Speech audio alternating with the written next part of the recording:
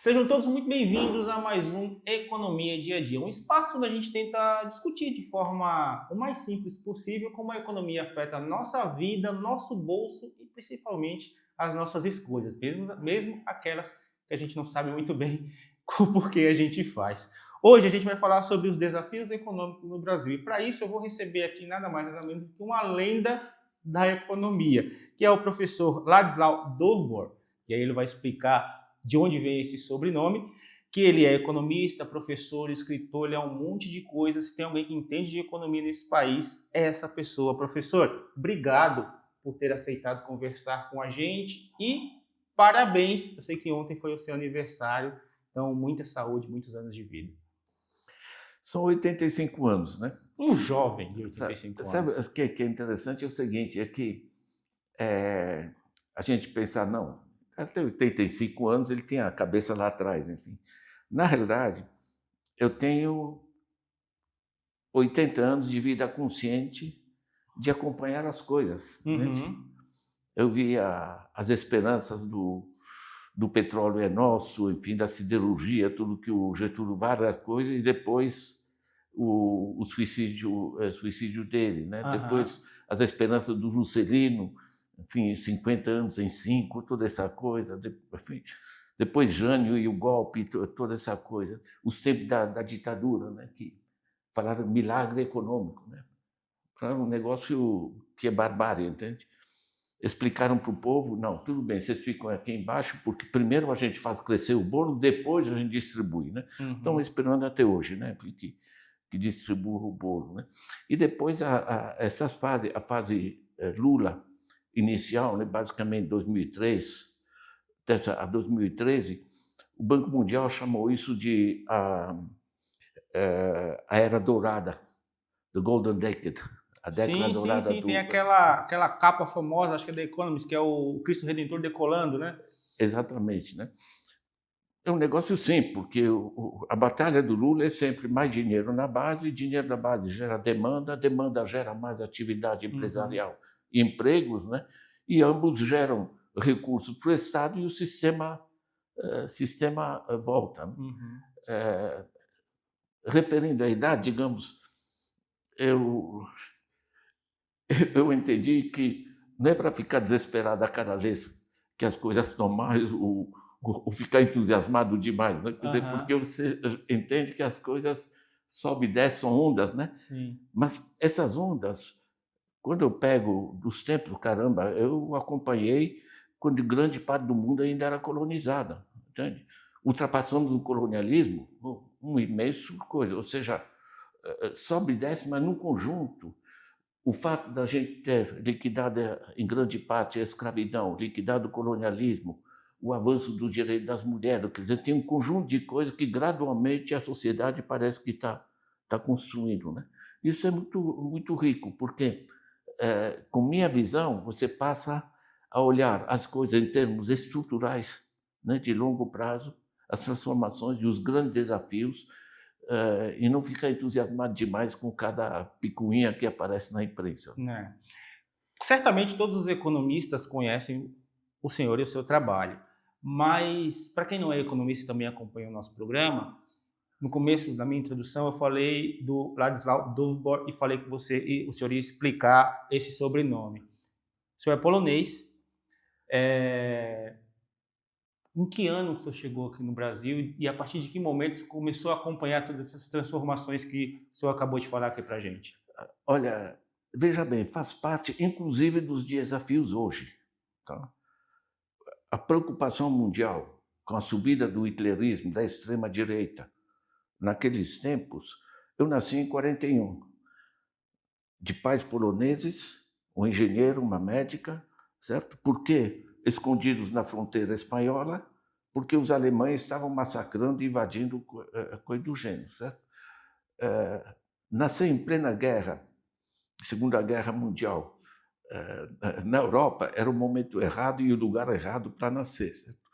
Então, passou a guerra, meus pais, em 51, resolveram que, como a Europa vai de guerra em guerra o tempo todo, Uhum. resolveram vir ao Brasil. Meu pai pegou um contrato com a Belga Mineira, era engenheiro metalúrgico, né?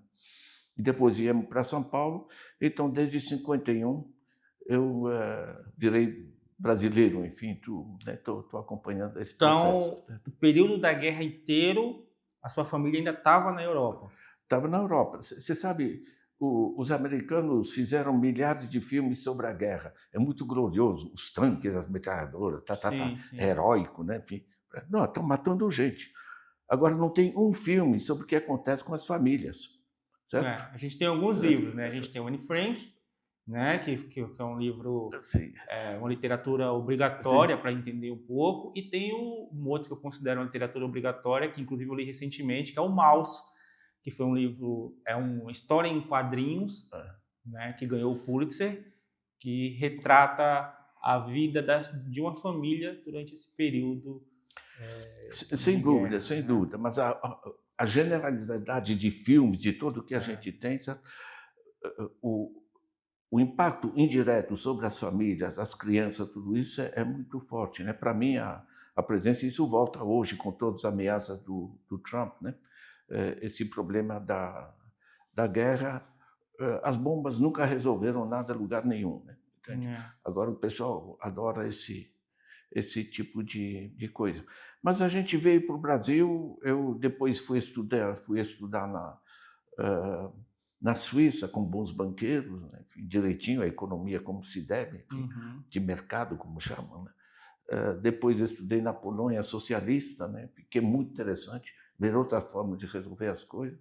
E depois trabalhei 7 anos na África, fui professor também em Coimbra, na Universidade de Coimbra. Então, chegando aqui em 51, na sua introdução, o senhor falou sobre acompanhar todas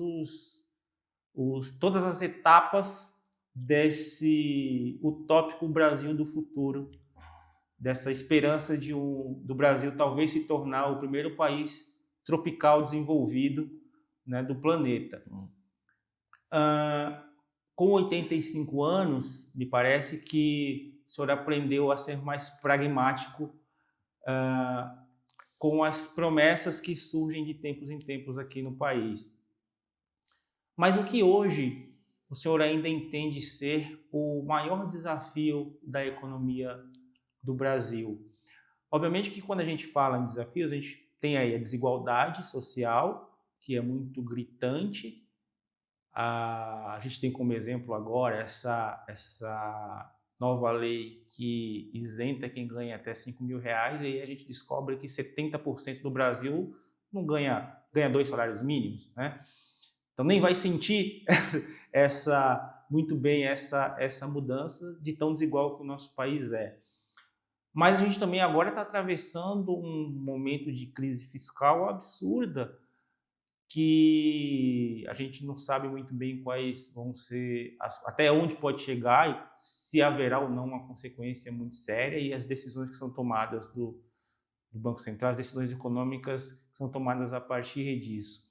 Então, como que o senhor enxerga o cenário atual econômico e fiscal brasileiro, e se o senhor enxerga quais são os desafios para além da desigualdade social?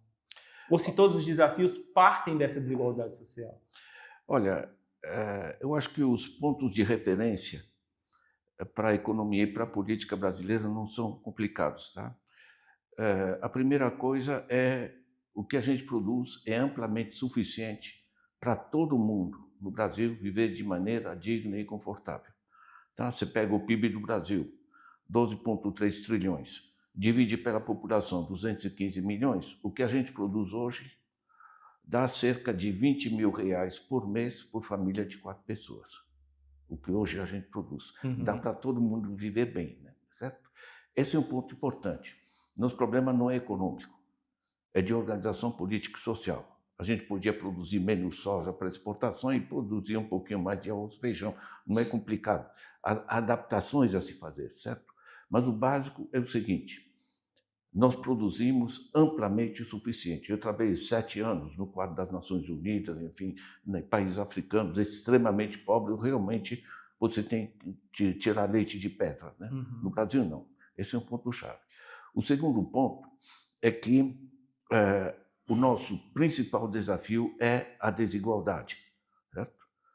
Não é produzir mais, é para quem a gente produz, o que a gente produz e com que impactos ambientais, certo?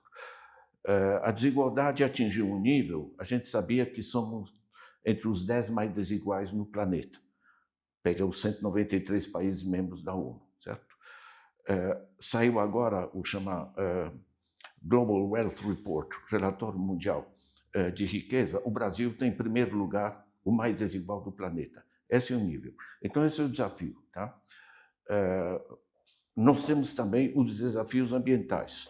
Certo? Nós temos imensa terra, água, temos as árvores da Amazônia, temos, enfim, tantas riquezas naturais que isso transformou o Brasil num produtor muito mais, né, de exportação de soja, exportação de diversas áreas do agro, né, pega a JBS e tudo isso, mas também pega a privatização da Vale, né, pega os dramas da Samarco, ou seja, há uma reprimarização do Brasil, puxado essencialmente através dos sistemas internacionais de interesses, né? Porque são grupos nacionais, grandes corporações, mas estão ligadas ao conjunto do sistema de exploração que a gente chama de commodities, né? Então, de certa maneira, reorientar a produção para a população, isso significa a gente colocar mais capacidade de compra na mão da população, certo? O que aconteceu durante a década dourada do Brasil, 2003 a 2013, que o Banco Mundial estuda, né, é que se colocou mais dinheiro na base da sociedade, o que gera mais demanda, o que gera mais atividade empresarial, porque tem para quem vender, ou seja, se dinamiza o mercado interno. O grande desafio é justamente reorientar nossas capacidades produtivas, que são muito elevadas, para ela responder efetivamente às necessidades da população. Você ter fome no Brasil é um negócio surrealista. Tá? Eu vivi num país com fome efetiva, certo? Agora, o Brasil, só de grãos, produz 4 quilos por pessoa por dia. Certo? Um adulto come 180 gramas de arroz por dia. Certo? Isso é absurdo, entende? Porque nos coloca de que há uma dimensão ética central na economia. Você ter crianças passando fome, isso aqui não é civilizado. E não é questão de esquerda, direita, é uma questão de decência humana. É elementar. Né? Agora Essa sim, é a briga. Agora sim, professor, quando o senhor fala que toda a riqueza produzida no Brasil, se fosse dividida de forma igualitária, daria 20 mil reais por família, quando o senhor fala algo assim, um agente financeiro lá na Faria Lima tem uma síncope, né? Ele cai da cadeira quando o senhor fala algo nesse sentido. Tudo isso que o senhor falou, para mim, eu não sou economista, obviamente, eu não tenho a base teórica e econômica que boa parte da nossa audiência tem, os que concordam e os que discordam dessas suas palavras. Mas isso, para mim, parece algo muito simples, é algo que exige o mínimo de vontade para que seja implementado. Mas como trazer até esse debate à tona, fazer com que esse debate ganhe volume na população e, a partir daí, haja a pressão para que as políticas sejam adotadas para que haja essa mudança, se a gente tem hoje dominante na mídia um discurso de que o Estado gasta muito, que a gente precisa cortar gastos, que a gente tem políticos utilizando as medidas do Javier Milei na Argentina como referência do que deve ser adotado aqui no Brasil, que a gente tem políticos alardeando na imprensa de que a gente vai quebrar daqui a 2, 3 anos. Como que a gente faz com que as pessoas entendam que é possível fazer isso e que pressionem os nossos políticos para que sejam adotadas as medidas econômicas e políticas para que esse cenário aconteça? É. Olha, um grande problema como ponto de partida é que em todo o sistema escolar brasileiro, inclusive universitário, você não tem uma aula sobre como funciona a economia, certo? Os próprios cursos de economia são muito centrados muito mais no século passado, na coisa, não entendem a revolução digital, não entendem os diversos sistemas. Pouquíssima gente entende como é moeda, né? Certo? O pessoal sai da escola média, estudou Dona Carlota Joaquina, Dom João VI, mas não sabe como funciona um cartão de crédito. É isso. Certo? Não sabe como funciona a moeda. A moeda é a principal força estruturante na sociedade. Certo? Para traduzir isso em termos práticos, tá? Quando você pega que elevam a taxa Selic a 15% ao ano, certo? Justificando que é para proteger a população da inflação. É uma mentira descarada, tá? Mas funciona, é narrativa, como a gente chama. Uhum. Certo? Eu publiquei na Folha uma entrevista, é uma coisa muito simples. Se você tem 1 bilhão, e nós temos muitos bilionários aqui, 300 bilionários no Brasil, que mandam nesse país, certo? 1 bilhãozinho só que você aplica na taxa Selic é dinheiro dos nossos impostos, gerando o dreno, e esse sim que gera o déficit do Estado, certo? Uhum. Um dreno, o cara que aplicou 1 bilhão de mão no bolso vai receber 150 milhões no fim do ano. É simpático, né? Certo? Agora, você divide isso por 365, ele está ganhando um pouco mais de 400 mil reais ao dia, certo? Simplesmente por aplicação financeira, não por produção. Internacionalmente, isso se chama financiarização, certo? Ou seja, hoje, todos esses grandes grupos ganham muito mais através da apropriação de finanças do que efetivamente produzir. Quando você fala em Faria Lima, estamos nessa, certo? Então, se você pega o que esses 15% aplicados no estoque da dívida brasileira, cerca de 8 trilhões, isso é cerca de 10% do PIB que é drenado. Certo? Isso sim que gera o grande déficit do Estado. São os nossos impostos que, em vez de ficarem na mão do Estado, financiar a escola, saúde, infraestruturas, que é necessário, certo? Eles vão para os grupos financeiros. Sim. Certo? Põe Itaú, põe Bradesco, etc, etc. Né? Põe a Faria Lima, certo? E a Faria Lima, Bradesco, Itaú, etc., se você olha a composição dos conselhos de administração, você vai encontrar os grupos internacionais. BlackRock, State Street, Vanguard, Fidelity, JP Morgan, etc., estão todos ali. Ou seja, é um dreno financeiro.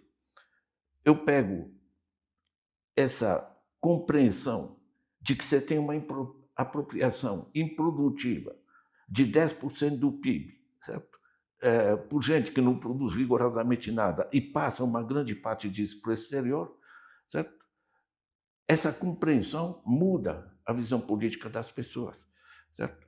Então, gerar uma explicitação de para onde vai o dinheiro, não é ficar gritando, eu sou contra os corruptos, todo mundo é contra os corruptos. Né? A corrupção virou uma máquina, uma ferramenta política muito mais do que uma coisa racional, certo? Uhum. Você tem que ver que a grande extração de dinheiro improdutivo é legal. Sim. Certo? Porque você vai no Centrão, você vai ver grande parte dos deputados, eles têm dinheiro aplicado na taxa Selic. Afora o salário do nosso imposto que eles recebem também aplicando seu dinheiro na taxa Selic. Né? Então você tem um sistema que é deformado profundamente, porque do que o Estado podia investir em saúde, educação, infraestruturas, etc., é puxado por grupos financeiros, 10% do PIB. As famílias podiam estar consumindo mais, o que dinamizaria a economia. Certo? Eu vi uma entrevista de um empresário gaúcho que diz está mais barato eu contratar, mas para que eu vou contratar se eu não tenho para quem vender? Porque as famílias estão atoladas em dívida. Uhum. Certo? Como é que estão atolados em dívida? Eu pego o Banco Central, chama Estatísticas Monetárias e de Crédito. Está ali. A média paga pelas famílias 55% ao ano. Meu, na Europa é 4 a 6% ao ano. E aqui apresentam ao mês, sabendo que a população não sabe fazer o cálculo de juro cumulativo, né? Juro composto. Juro composto para o ano, certo? Outros 10% do PIB. Para quem vão? Bradesco, Itaú, Faria Lima, etc. Certo? Aí você pega o nível das empresas. O empresário, ele pensa, como diz o meu entrevistado ali, né? Para que eu vou investir se eu não tenho para quem vender? O mercado está fraco, porque as pessoas estão pagando juros para os bancos em vez de comprar, certo? 2, se ele precisar de um empréstimo para fazer um investimento produtivo, a média no Brasil, apresentado pelo Banco Central, 25%, certo? No resto, na China é 2% ao ano, certo? Na Europa é entre 2% e 3% ao ano, certo? Aqui 25%, não é viável, certo? E o empresário pensa, sabe o quê? Para que eu vou arriscar a coisa? Eu compro o título do governo, me paga 15%, ou seja, você paralisou a capacidade de investimento do Estado, não paralisou. O governo Lula batalha para fazer chegar o dinheiro para baixo, inclusive pelas coisas da isenção dos que ganham ali até os 5 mil reais e essa coisa. Mas, na realidade, você travou a capacidade de investimento do Estado, você travou a capacidade de demanda das famílias, que é o principal motor da economia, certo? E você travou a capacidade de investimento do empresariado. Né? Nós baixamos de 22% do PIB, que era a nossa indústria, hoje é 11% apenas, certo? Ou seja, você tem um sistema financeiro que drena o país. Esse é o problema, né? A batalha política hoje, certo, é que a direita quer voltar ao que era o Guedes, portanto, mais dinheiro para os grupos financeiros. Esse é um embate. No embate esquerda-direita, sou conservador, tenho uma visão diferente da nação. É uma luta pela grana, certo? Você tem toda a batalha que foi do Lula nas outras administrações de fazer chegar o dinheiro na base e dinamizar o conjunto, ou você manter o sistema extrativo atual, né? Esse é o grande dilema. Eu coloquei, isso não é muito complicado de entender. Então, essa é a minha próxima pergunta. Inclusive, eu quero recomendar para o pessoal que está acompanhando a gente aqui um programa que a gente fez com o professor e economista do ICL e tal, o André Campedelli, que eu peguei ele e falei, André, vamos explicar para as pessoas o que é taxa de juros, taxa Selic, o que é o Banco Central, por que o governo precisa se financiar na Faria Lima todo mês, por que isso volta. É um programa excelente, eu recomendo que todo mundo assista, porque vai ser um excelente complemento para esse nosso bate-papo. 85 anos, professor. Como o senhor disse, não é complicado para as pessoas entenderem isso que a gente está conversando aqui. Mas parece que as pessoas ainda não entendem. É muito mais fácil quando um político chega em uma entrevista e fala: o governo gasta muito, a gente precisa cortar gasto. As pessoas concordam com isso porque quando elas saem de casa, elas veem que o esgoto ainda está a céu aberto, então está faltando dinheiro para fazer aquele saneamento. Quando elas descem a rua e veem um buraco, elas falam: pô, precisa consertar aqui esse asfalto, então está faltando dinheiro para cá. O governo está gastando muito com outras coisas, está pagando altos salários para juiz, está dando muito dinheiro para o serviço público, para o servidor público, e esse dinheiro não está chegando aqui. Então é fácil para as pessoas comprarem esse discurso de que o governo está gastando muito, a gente vai cortar gasto. Só que esses mesmos agentes políticos que pedem esse corte de gastos, eles não explicam de onde cortar. Porque se ele chegar e falar: olha, vamos congelar o salário mínimo por 6 anos, que foi uma proposta que até o Paulo Guedes falou em determinado momento, vamos paralisar e diminuir, demitir metade do funcionalismo público, como o Milei fez na Argentina. O funcionalismo público, as pessoas acham que é só aqueles que trabalham lá em Brasília, não entendem que tem funcionário público no hospital que atende ela, né? Professor na No escola. professor na escola, não entendem isso, né? Acham que é tudo lá em Brasília. Se esses políticos chegarem e falarem isso, as pessoas vão começar a entender que, opa, então não está gastando muito. Talvez precise de algum saneamento num ponto ou outro, mas o dinheiro está indo para onde precisa ir. Mas esse segundo passo não vai acontecer. Então, esse discurso de vamos cortar é muito mais fácil. Ao longo desses 85 anos de trajetória, muitos dele na economia, com toda essa sua experiência, você já achou uma forma de comunicar com as pessoas, tudo isso que é muito complexo, para que elas entendam isso? O mais importante é o seguinte: quando a gente faz, o Estado gasta muito, o Estado não gasta, o Estado investe. Saúde, educação, estrada, telecomunicações, água e saneamento, tudo isso aqui melhora as condições da família. Tá? Quando você pega as economias que funcionam, uma parte do bem-estar econômico da família é dinheiro no bolso, fazer a compra, enfim, pagar aluguel, etc. Mas cerca de 1/3 do bem-estar econômico das pessoas é ter acesso a uma rua asfaltada, é legal, né? Não precisa pisar no barro, certo? Sim. E a gente precisa disso. É ter a escola, é ter o hospital no bairro, é ter um parque no bairro, todas essas coisas. Ou seja, o que a gente chama de salário indireto é dinheiro que você pagou com os seus impostos e o Estado vai fazer, de um lado, políticas sociais, saúde, educação, segurança, coisa assim, de outro lado, infraestruturas, né? Água e saneamento, infraestrutura de transporte, energia, né, importante, enfim, essas coisas. Né? Então, na realidade, o que a direita chama de gasto, na realidade é investimento no funcionamento da sociedade.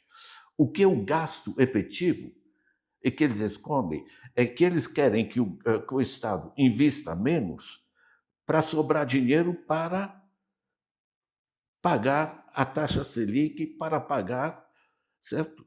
Esse gigantesco vai dar R$ 1 trilhão dos nossos impostos, que em vez de se transformar em saúde, educação, estradas, etc., está se transformando em lucros da Faria Lima, do Bradesco e tal, etc., e, por sua vez, está enriquecendo BlackRock, State Street, Vanguard, etc., etc. Né?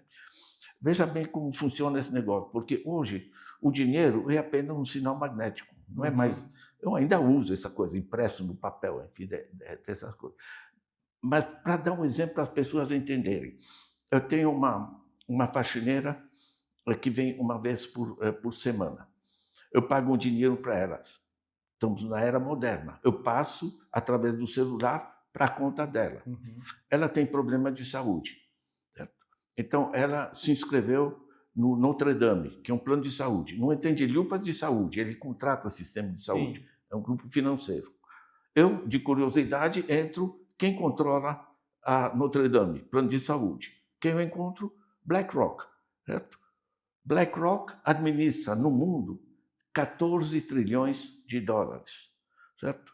Ninguém sabe o que é 14 trilhões de dólares, mas o Donald Trump administra 7 trilhões, é o orçamento federal dos Estados Unidos. Larry Fink, da BlackRock, administra 14 trilhões. Veja bem, com que facilidade na era do dinheiro imaterial, o professor Ladislau pega parte do seu salário, paga a diária de uma faxineira aqui, certo? Que vai parar na mão da Notre Dame, que, por sua vez, vão parar, em grande parte, na mão. Está me entendendo? Nós somos um sistema de dinheiro imaterial em que drenar as contas da pessoa, o dinheiro das pessoas, se tornou gigantesco. E esse dreno é feito através de protestar contra os gastos, que eles chamam, né? Vamos ser sérios, gastar pouco. Né? Pelo contrário, você tem que investir em saúde, educação, dessas coisas. Certo? Aí é dinheiro que vai para os grandes grupos financeiros. Certo? É o endividamento das famílias, também juros, é a privatização da Vale, da Eletrobras, etc. É muito interessante isso. Quando você privatiza, você desnacionaliza. Certo? A Vale, em vez de gerar dinheiro para o Estado fazer universidades e coisas do gênero, a Vale privatizada paga dividendos. Uhum. Para quem? Para grupos nacionais, Faria Lima, etc., são os aplicadores financeiros. Certo? Eles gostam de se chamar de investidores, não é aplicação financeira. Certo? Na realidade, faz parte desse dreno global. Quer dizer, quando a gente diz que o Estado gasta demais, a gente tem que passar os olhos para o outro lado. O gasto demais é que eles estão dando para os grupos financeiros que estão drenando todo o sistema. O, o investimento efetivo, nós temos que pôr sim muito mais dinheiro. Você dizer que você criar universidades, investir em estradas é gasto, é uma idiotice, porque isso É, gera uma sociedade mais produtiva, mais inclusiva. é isso. Todo mundo aplaude e talvez deva ser aplaudido mesmo, tende a ser aplaudido mesmo, quando uma cientista brasileira vai na mídia e fala: olha, talvez eu tenha descoberto aqui uma molécula que ajude as pessoas a voltarem a andar. Uma professora de uma universidade pública brasileira. Todo mundo aplaude isso. Mas se você for perguntar para esse mesmo grupo de pessoas, elas acham que a gente está gastando muito com dinheiro de universidade. Então, assim, essa pesquisa dessa professora depende do dinheiro público, depende do investimento do Estado para que ocorra. Então, assim, se amanhã ou depois essa pesquisa se provar, né, efetiva e promissora e ela realmente consiga fazer as pessoas voltarem a Sabe andar, que foi porque a gente precisou financiar, né? o mais importante é que na mídia de comunicação, essa mídia pertence todos aos mesmos grupos, né? Uhum. Uma mídia comercial, certo? Eles passaram a qualificar de gasto tudo que é E é investimento, investimento. entende? Agora, você criar mais escolas, você dinamiza. Eu olho, eu acompanho e fiz trabalhos lá, a China, certo? Eu pego os países nórdicos, eu pego a Finlândia, certo? A Finlândia, o Estado investe pesadamente na educação e na ciência e tecnologia, o que tornou o país que era exportador de madeira Uhum. para um país de elevado nível científico-tecnológico, que é o principal eixo de avanço econômico hoje, certo? Eh, e isso é muito interessante se a pessoa que assiste isso, né, pensar o que é gasto, o que é investimento. Se eu coloco dinheiro, por exemplo, em generalizar o acesso, bom acesso à internet nas escolas, no sistema escolar brasileiro. Sabe o que isso vai gerar? Gente muito mais produtiva, gente Uhum. mais coisa, vai multiplicar recursos. Se eu pego, por exemplo, e monto um programa de apoio científico-tecnológico para a agricultura familiar, certo? Cerca de 4 milhões de famílias que trabalham nessa área. Caramba, você vai ter um aumento produtivo muito grande. O que é a palavra investimento? Investimento, no Brasil, se chama. Né, eu chego no meu banco, pergunto ao professor o que eu quero investir. Eu digo para a moça: meu amor, isso aqui não é investimento, chama aplicação financeira, Uhum. internacionalmente. Eu posso comprar papéis, não construir nada, tá? Mas vou enriquecer um pouco. Ou seja, investimento é quando você gera novos recursos a partir de para onde se orienta o dinheiro. E na mão do Estado, saúde, educação, infraestruturas, tudo isso multiplica a base de riqueza do Estado. Agora, todo o dinheiro que eles não mencionam, certo? O gasto efetivo é todo o que vai para os grandes grupos financeiros, seja nos dividendos da Petrobras ou da Vale, certo? Seja através da taxa Selic, seja através da agiotagem aplicada sobre as famílias pelos grandes bancos. Né? Se as pessoas, para mim, esse é o eixo das pessoas entenderem. O que está travando a economia brasileira é o dreno financeiro, não é o Estado gastar, entre aspas, demais. O Estado, o que ele está fazendo e o que o Lula está conseguindo com a Haddad fazer, certo? É justamente investir em infraestruturas. E o investimento gera efeitos É multiplicadores. isso. Eu quero. Vou fazer a próxima pergunta para o senhor, mas aproveitar aqui o seu gancho, de novo vender o peixe aqui do nosso programa, esse exemplo que o senhor deu do do pagamento que o senhor faz para a sua funcionária que vai para Notre Dame, que acaba indo parar lá fora, a gente tem uma entrevista aqui com o Wellington Galassi, que a gente trata justamente desses recursos intangíveis, que onde ele fala que hoje 80% do que circula de dinheiro no mundo é intangível, é esse dado, é esse pagamento que o professor faz à funcionária dele que vai parar, né, nos fundos de investimento mundo afora. É outro programa que eu recomendo para o pessoal acompanhar. Tá aqui no canal do Sindecom, tá também no nosso Spotify do Economia Dia a Dia. Procurem lá, que eu tenho certeza que também vai ser um excelente complemento para essa nossa conversa. Mas aproveitando isso, e aproveitando essa sua fala final, que o senhor traz os dados dos investimentos feitos pelo governo Lula e o trabalho do ministro Haddad, a gente hoje a gente tem a menor taxa de desemprego De desemprego. da série histórica. A gente tem um crescimento de renda, talvez um dos maiores também registrados na nossa história.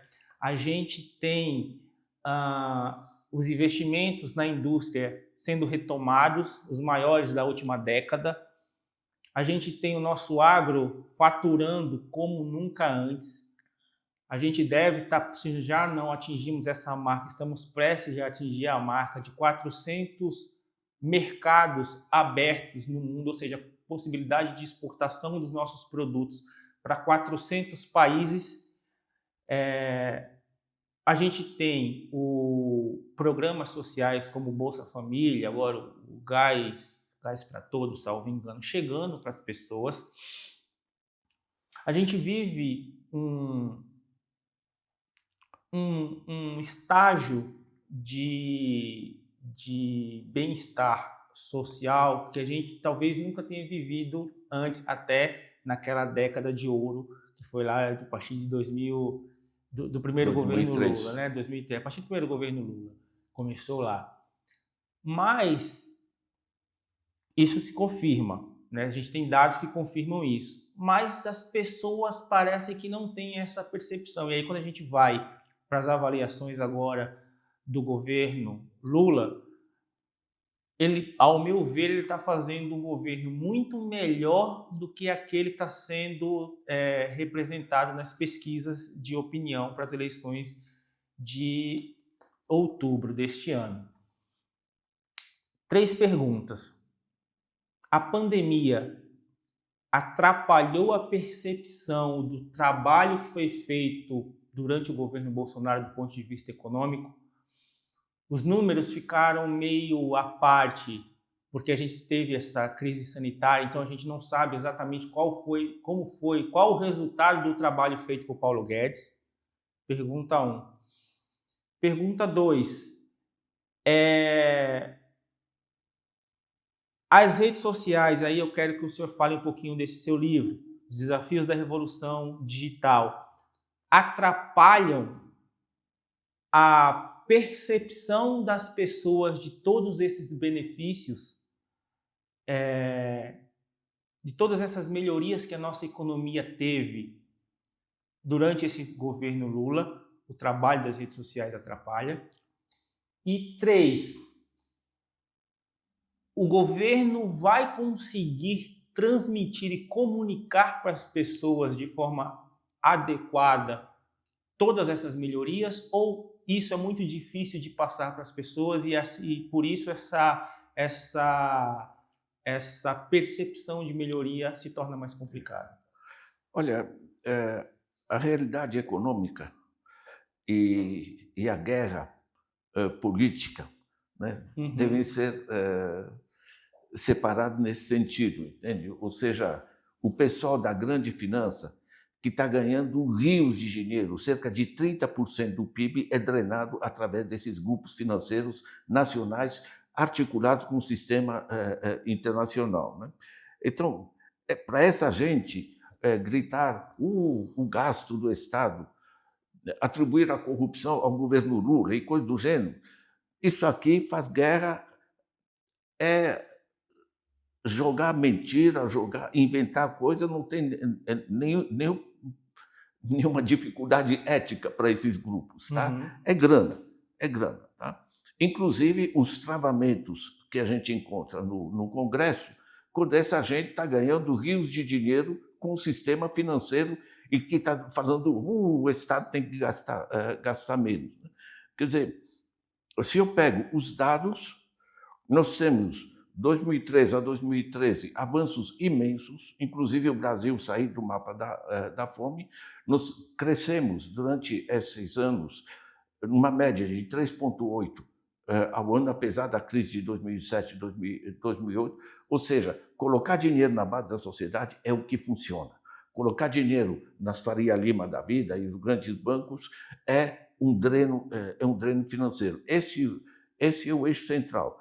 Quando chega Bolsonaro, Guedes, etc., é a farra dos grupos financeiros, Uhum. certo? Que, em grande parte, foi bagunçada justamente pela Covid e atrapalha a compreensão dos números, né? Porque, como houve uma queda radical, o Brasil voltou, 2021, 2022, voltou para o mesmo nível de 2011, Uhum. certo? Mas o ano seguinte, como você está voltando do buraco, parece que está crescendo muito. Você está recuperando o buraco que você criou. Na realidade, a lógica econômica básica é simples, certo? Dinheiro que vai para grupos financeiros se torna um processo explorativo, ganhar dinheiro com dinheiro, trava a economia do Brasil. Repetindo, reduz a capacidade de investimento do Estado, reduz a capacidade de consumo das famílias, reduz a capacidade de produção das empresas, porque o dinheiro está sendo drenado para essa coisa, certo? Sabe o que é? Eu pensei o seguinte, deixa eu botar num quadro, mostrar em 15 minutos como funciona. Coloquei no YouTube 15 minutos mostrando como funciona o núcleo central da economia. Deu mais de 1 milhão de visualizações. Olha E o que só. significa o seguinte, as pessoas querem entender o que Querem está entender. acontecendo, certo? Agora são manipuladas, e aí é apelar para o bom senso das pessoas, certo? Você acreditar das pessoas, fulano é corrupto, tudo bem, corrupção existe. Para Uhum. já, a corrupção se aponta um político, você não tem um corrupto político que não esteja sendo corrompido por um grupo privado, né? Sim. O dinheiro é dos dois lados, certo? É. Na realidade, são argumentos ideológicos. Se trata de atingir o estômago das pessoas, as tripas, certo? É. Não é explicitação do que acontece. O que acontece embaixo com isso é fundamental que as pessoas entendam. Dinheiro que você consegue fazer chegar na base da sociedade gera demanda, gera emprego, mais produção e volta sob forma de imposto sobre consumo para o governo. Se trata de investir, se trata de gerar efeito multiplicador na sociedade. Agora, todo o discurso ideológico da batalha política para ganhar uma eleição, se você quer encontrar verdade nisso, é muito difícil. Então, assim, o senhor respondeu a minha primeira pergunta e respondeu a minha terceira pergunta quando eu perguntei se o governo deveria comunicar melhor com as pessoas. Sem O senhor dúvida. precisou de uma lousa de um vídeo no YouTube para que 1 milhão de pessoas entendessem como que funciona. Então, assim, a comunicação ela pode ser fácil para que aquela pessoa que foi impactada pelo discurso de o governo gasta muito, vamos cortar, também seja impactada para entender para onde esse dinheiro está indo, como o mercado financeiro está cooptando esses recursos que deveriam ir para a saúde, para a educação, etc. Então, as duas primeiras perguntas já foram respondidas. A terceira pergunta, que eu quero que o senhor fale também desse livro aqui. A segunda pergunta, no caso, as redes sociais têm um papel fundamental para que as pessoas não entendam que a vida dela melhorou? Você sabe, a transformação é muito profunda, né? Porque a revolução digital é que grande parte, por exemplo, a apropriação do dinheiro pelos grandes grupos é muito simples. Hoje é no computador. Houve uns tempos em que você fazia evasão levando malas de dólares, tendo que passar pela alfândega. Hoje você vai procurar o BTG Pactual, tem 28 filiais em paraísos fiscais, se faz enter e você transfere bilhões para fora, né? De certa maneira, todo o sistema financeiro se tornou global e gerou-se esse dreno imenso, né? Agora, você fazer as pessoas entender isso é que eu peguei justamente esse livro, A Revolução Digital, que pega como muda a função do dinheiro, certo? Você tirar R$ 50 do bolso de um favelado não é fácil, tá? Hoje ele vai ter um cartão de crédito no bolso, é um canudinho, certo? O banco coloca uma tarifa qualquer, faz enter e tem 18 milhões de pessoas que têm menos dinheiro e nem sabem. Ou seja, a manipulação do dinheiro se transformou. E esse livro ajuda a fazer como isso se transforma. E ajuda a entender coisas fundamentais que são como o conhecimento se transforma. Tá? Eu não posso estar trabalhando tranquilo na minha casa sem que apareça no telefone, volta e meia, lá me empurrando qualquer porcaria, enfim, com fake news, com spam, com fraude, com não sei o quê, certo? No meu computador vai me aparecer, entra um janelinha. Eu estou tentando ler um artigo, vem os... E tem mais, o sistema internacional dos grandes grupos, né? A Google, Facebook, etc., enfim, chamado GAFAM internacionalmente, são 5 gigantes, né? Eles têm acesso a tudo que a gente faz no computador ou no celular, certo? E eles têm algoritmos que analisam individualmente e empurram aquilo que a pessoa, que eles notam que ele mais agarra a atenção dele, certo? Isso polariza a política, enfim, gera todo esse sistema de guerras, né? De certa maneira, esse livro, sabe, o estudante meu que eu encontrei no corredor disse que gostou do livro, né? Perguntei o que você gostou. Ele disse, não, é que eu entendo. Porque as pessoas acham que economia e tal. Não, a economia é enrolada porque te enrolam. Entende? Agora, ela é simples. Quando você vê que o dinheiro vai para a Faria Lima, em vez de construir uma universidade, certo? E se a universidade diz isso é gasto, e a Faria Lima diz não, isso de juro, você está sendo simplesmente manipulado nesse processo. Digamos que um livro como esse, né, Resgatar a Função Social da Economia. Esse é o segundo livro. O primeiro livro, que eu até mostrei aqui, são Os Desafios da Revolução Digital, Libertar o Conhecimento para o Bem Comum, Ladislau Dovbor, da Elefante, né, que foi esse daqui que eu mostrei primeiro. O segundo livro é Resgatar a Função Social da Economia, uma questão de dignidade humana, também pelo Elefante, que é esse outro livro aqui. Fala desse segundo livro, José. Todos esses livros, tá? Esse último, Resgatar a Função Social da Economia, é exatamente o que diz o título. A economia deve servir para nós, não nós servir para a economia. Servir a Faria Lima, servir os grupos privatizados, etc. Certo? A gente tem que resgatar a utilidade social disso. Então, esse livrinho é pequeno, tá? Ele permite qualquer pessoa, não precisa ser economista para nada, vai te permitir entender como é que você articula, né? A parte final são 4 eixos propositivos, o que a gente precisa fazer, né? Deixa eu dizer que esse livro e também artigos de apoio estão todos no meu site, né? O meu site tem cerca de 3.000 títulos. Então as pessoas encontram pelo site esses dois aqui? No site, você põe no dobor.org, você tem o livro online inteiro, gratuito, certo? Dobor.org. Dobor.org. DOWBOR.org. É isso? Isso. A gente vai colocar aqui no GC. Se você esquecer, escreve Ladislau na internet, você encontra. Por que é importante? Porque nós, como economistas, temos um papel muito mais importante de dar instrumentos de compreensão da economia para a população em geral. Porque senão, claro, ela vai ser manipulada através de todos os negócios. Meu Deus, a corrupção, certo? Enquanto que o grande dinheiro está saindo por outro canal.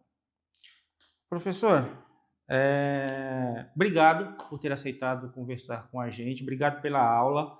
Espero que o senhor tenha gostado. Espero que o senhor volte em outras oportunidades para a gente conversar mais. 85 anos muito bem vividos, de extrema lucidez do papel que a economia deve exercer na vida das pessoas. É muito bom ver economistas que têm essa compreensão de que nem todo mundo com quem ele conversa é economista e que a gente precisa, às vezes, simplificar alguns termos para que surtam resultado toda aquela teoria. Muito obrigado. Certo. Obrigado a vocês. Eu acho que esse trabalho dessas entrevistas, de justamente fazer mais gente entender como está se dando a exploração, que antigamente era só salários baixos, né? Uhum. Hoje é através de todo um sistema financeiro mais complexo, mas que dá para entender, certo? E é essencial você entender de economia, porque a pessoa diz, ele não entende de economia. Não, você tem que entender como estão tirando dinheiro do teu bolso. É isso. Isso é básico. O senhor falou uma coisa muito interessante. Não é difícil, é que fazem parecer difícil para afastar você do debate, né? Exatamente. Professor, obrigado. Beleza. De verdade. Parabéns mais uma vez pelo seu aniversário. Muita saúde, muitos anos de vida. Obrigado. Para vocês que ficaram até aqui, eu quero agradecer a paciência, a parceria de sempre. Quero convidar todos para conhecerem a comunidade do EDD no WhatsApp. O link vai ficar fixado na legenda desse episódio. O QR Code vai aparecer aqui em algum lugar da tela para quem está vendo a gente por vídeo. A gente vai disponibilizar também os links do site do professor para aquisição dos 2 livros. Recomendo a leitura. Como o aluno disse, é fácil de entender, então se é fácil de entender, já é meio caminho andado para você compreender um pouco mais da realidade dos desafios econômicos do Brasil. Lembrando sempre que esse programa é uma parceria do Sindicato dos Economistas de São Paulo com o Corecon São Paulo. Muito obrigado pela paciência e pela parceria de todos. Como sempre, eu espero ver todos na próxima. Tchau, tchau.